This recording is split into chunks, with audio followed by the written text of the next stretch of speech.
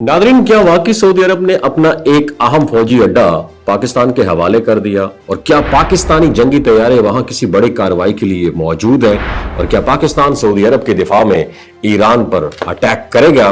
क्या सऊदी अरब पाकिस्तानी फौज को इस्तेमाल करते हुए जंग में हिस्सा लेगा? आखिर सऊदी अरब ने सबसे हसास फौजी अड्डा पाकिस्तान को क्यों दिया? इस वीडियो को अंत तक जरूर देखिएगा। नादरीन, हालिया इतलात के मुताबिक सऊदी अरब ने अपना एक अहम एयरबेस पाकिस्तान को इस्तेमाल करने के लिए दिया है और अब पाकिस्तानी फिजाइया के तैयारे और फौजी दस्ते उसी बेस पर लैंड कर चुके हैं। ये वही बेस बताया जा रहा है जिसे माजी में कभी कभार अमेरिका भी इस्तेमाल करता रहा है। लेकिन सवाल यहां एक अहम सवाल यह पैदा होता है कि इस एक्शन का असल मकसद क्या है।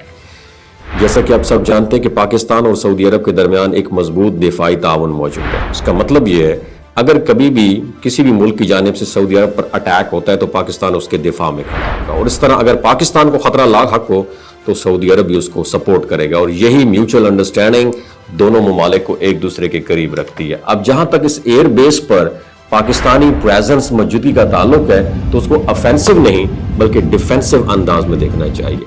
और पाकिस्तान की पॉलिसी वाज़ेह है कि वो किसी भी मुल्क के खिलाफ पहल करते हुए अपनी फौज या जंगी तैयारी इस्तेमाल बिल्कुल भी नहीं करेगा, खासतौर पर ईरान जैसे हमसाया ममालिक के खिलाफ। लेकिन अगर खुदा न खास्ता सऊदी अरब पर किसी भी तरफ से अटैक होता है तो पाकिस्तान उसके दिफा में जरूर अपना रोल प्ले करेगा। लेकिन यहां एक बात क्लियर करता चलूं, दिफा का मतलब हरगिज ये नहीं है कि पाकिस्तान सऊदी अरब को प्रोटेक्ट करते हुए ईरान पर अटैक कर देगा।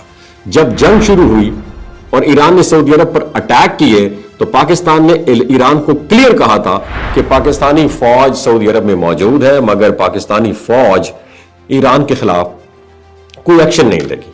अब जबकि मुकम्मल एयरबेस पाकिस्तान के पास आ गया है, अब भी पाकिस्तान ने ईरान को श्योरिटी दी है कि अगर ईरान सऊदी अरब पर अटैक करेगा तो पाकिस्तान उस अटैक को रोकेगा जरूर, मगर कोई जवाबी कार्रवाई नहीं करेगा और ना ही ईरान पर सऊदी अरब की तरफ से अटैक करेगा। एक और अहम बात यह है कि माजी में जब खित्ते में कशीदगी बढ़ी, खासतौर पर ईरान, अमेरिका और इसराइल के दरमियान, तो उसके असरात सऊदी अरब तक भी पहुंचे और ऐसे हालात में पाकिस्तान ने वाज़ेह यकीन दहानी करवाई कि सऊदी जरजमीन किसी के खिलाफ इस्तेमाल नहीं होगी। यही पॉलिसी आज भी बरकरार है। अब अगर पाकिस्तान उस एयरबेस पर मौजूद है तो इसका मस्बत पहलू यह भी हो सकता है कि खित्ते में एक बैलेंस कायम रहे। ईरान के लिए भी यह एक एश्योरेंस हो सकती है कि यहां किसी बैरूनी ताकत का मिस यूज बिल्कुल भी नहीं होगा, बल्कि एक रिस्पॉन्सिबिलिटी यहां पर मौजूद होगी जो सूरत हाल को बिगड़ने के बजाय संभालने की कोशिश करेगा, और वो मुल्क है पाकिस्तान।